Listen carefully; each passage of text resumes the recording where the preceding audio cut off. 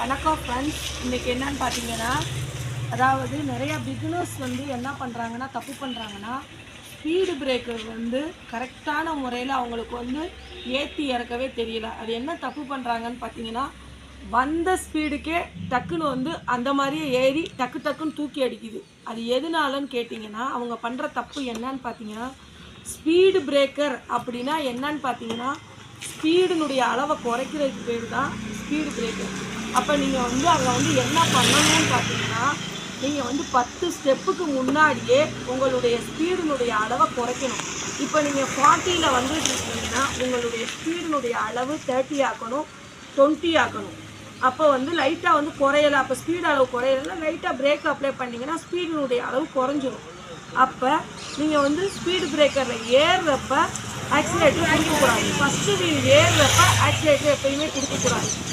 ஏறி back wheel வந்து அந்த அந்த ஸ்பீடு பிரேக்கரில் ஏறுறப்ப தான் நீங்கள் வந்து ஆக்சிலேட்டர் கொடுக்கணும். ஃபஸ்ட்டு வீல் ஏறி இறங்குறப்ப நீங்கள் ஆக்சிலேட்டர் கொடுக்கக்கூடாது. செகண்ட் வீல் வந்து அந்த மேட்டில் ஏறுறப்ப பேக் வீல் ஏறுது பார்த்தீங்களா, ஏறுறப்ப தான் நம்ம ஆக்சிலேட்டருடைய அளவை கூட்டணும். அதுக்கப்புறம் தான் அது ஏறி இறங்குனதுக்கப்புறம் தான் நம்ம வந்து ஆக்சிலேட்டர் அளவை கூட்டணும். அது நிறையா பேருக்கு வந்து அந்த மாதிரி தெரியறதில்ல. அதை வந்து நம்ம வந்து என்ன பண்ண போகிறோம்னா, இன்றைக்கி வந்து நான் வந்து செய்முறையாக செஞ்சு காமிச்சா தான் உங்களுக்கு வந்து ப்ராக்டிக்கலாக செஞ்சது காமிக்க போகிறேன். அது எப்படின்னு பாருங்கள். அதாவது 10 ஸ்டெப்புக்கு முன்னாடியே உங்களுடைய ஸ்பீடினுடைய அளவை நீங்கள் வந்து குறைச்சிக்கோங்க. இந்த லெவலில் குறைச்சிக்கோங்க. இப்போ வந்து ஆக்சிலேட்டர் கொடுக்குறேன். கொடுத்து நல்லா போய்கிட்டே இருக்கும். அதாவது போய்கிட்டே இருக்கும். போனோடனே அதாவது இந்த லெவலில் போய்கிட்டு இருக்கோம்.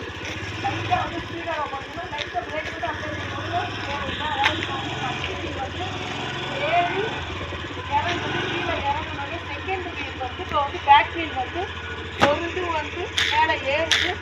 ஏறுறப்ப வந்து பாருங்க, ஃபஸ்ட்டு வீல் வந்து நான் இன்னொரு தடவை சொல்கிறேன். இப்போ வந்து ஆக்சிலேட்டர் கொடுக்குறப்ப ஃபஸ்ட்டு வீல் வந்து ஏறி இறங்கணுன்னே இப்போ வந்து பேக் வீல் வந்து மேலே ஏற போகுதுன்னா அப்போ தான் ஆக்சிலேட்டர் வந்து இல்லைன்னா என்ன பண்ணணும்னு பார்த்தீங்கன்னா, வண்டி வந்து அப்படியே பேக்கில் திரும்ப வந்து வராது. இந்த தப்பு தான் வந்து நிறையா பேர் வந்து பண்ணுறாங்க. ஸ்பீடு பிரேக்கரில் வந்து என்ன பண்ணணுன்னே தெரியலை. ஃப்ரண்ட்டு வீல் வந்து ஏறுறப்ப நம்ம ஆக்சிலேட்டர் கொடுக்கக்கூடாது. ஏறி இறங்கி பேக் வீல் வந்து அதாவது பேக் வீல் வந்து ஒரு முன்னாடி இது மட்டும் லைட்டாக ஏறுறப்ப தான் நம்ம வந்து ஆக்சிலேட்டர் கொடுக்கணும். ஃப்ரண்ட்டு வீல் வந்து ஏறி இறங்கினோடனே பேக் வீல் ஏற போகிறப்ப தான் நம்ம வந்து ஆக்சிலேட்டர் கொடுக்கணும். இது நிறையா பேருக்கு வந்து தெரியுது. பிகினர்ஸ் வந்து டக்கு டக்குன்னு என்ன பண்ணுறீங்கன்னா, உங்களுடைய ஸ்பீடினுடைய அளவை குறைக்காமல் ஸ்பீடு பிரேக்கரில் ஏற்றுறீங்க. அந்த மாதிரி வந்து ஏற்றக்கூடாது. இது வந்து தப்பான ப்ரொசீஜர். அதாவது ஃப்ரண்ட்டு வீல் ஏறி பேக் வீல் ஏற போகிறப்ப தான் நீங்கள் வந்து ஆக்சிலேட்டரை வந்து கூட்டணும். அதுக்கிடையில் வந்து ஆக்சிலேட்டர் வந்து ஃபஸ்ட்டு ஃப்ரண்ட்டு வீல் ஏறுறப்ப ஆக்சிலேட்டரை வந்து குறைச்சி தான் நீங்கள் வந்து ஸ்பீடு பிரேக்கரில் ஏற்றி இறக்கணும். இது வந்து நிறையா பேருக்கு தெரியறதில்ல. இந்த வீடியோ வந்து ஃபாலோ பண்ணுங்கள், உங்களுக்கே புரியும். நம்ம சேனலை வந்து முதன்முறையாக பார்த்தீங்கன்னா சப்ஸ்கிரைப் பண்ணுங்கள், லைக் பண்ணுங்கள், ஷேர் பண்ணுங்கள். Thank you friends.